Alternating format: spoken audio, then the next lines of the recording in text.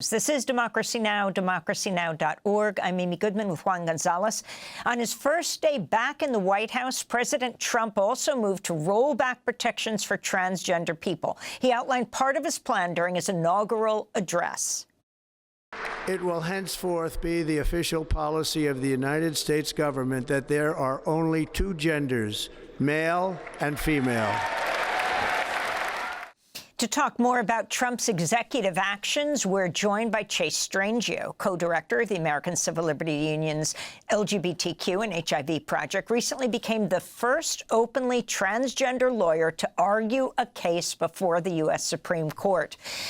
Chase, it's great to have you with us on this day. Explain what Trump is doing.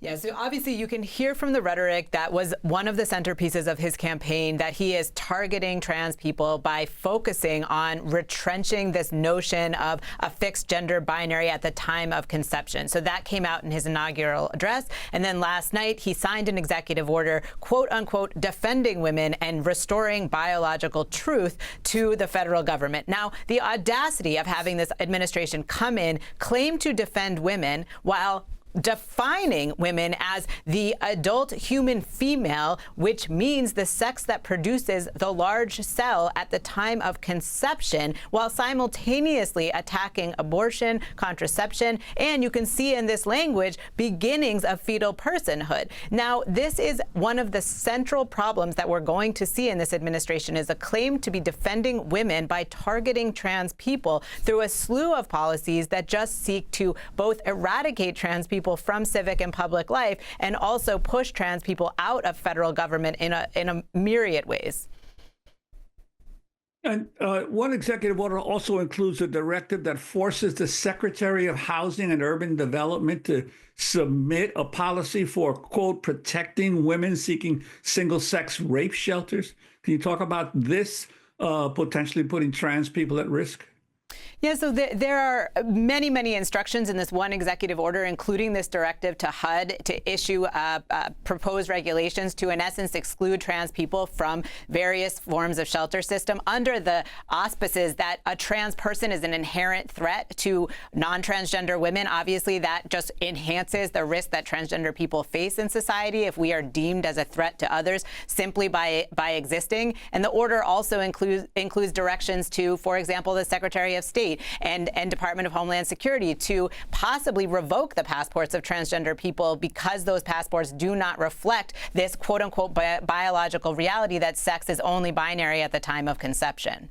Let me ask you about the executive order also requiring all government-issued identification documents, including passports, visas, and global entry cards, to be biological classification as either male or female. The significance of this, Chase? I mean, it's hugely significant. Already last night, we saw from the Department of State's website the possibility to update your gender marker on passports has already come down. We know that people rely on accurate identification to move freely through the country and around the world. This will put trans people at risk of violence. It means every time you have an encounter with the government, the likelihood that you will be outed is significantly increased. And then with that outing comes the risk of discrimination, harassment, and potentially violence. So trans people are bracing themselves for a lot of negative outcomes here, not just symbolic, but really material ones.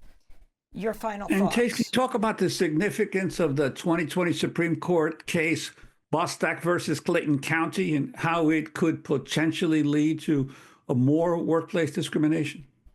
Yeah, so Bostock, in essence, ruled, the Supreme Court said federal laws prohibiting sex discrimination cover LGBTQ people. Last night, the Trump administration rescinded President Biden's executive order implementing that decision. So this is just another way in which we can expect this administration not to protect trans people, but to target us. I know the community is scared. I know people are confused. And in this chaos, we just have to come together and build all of the forms of resistance that we know how to. But it is scary and it is alarming to read those executive orders last night.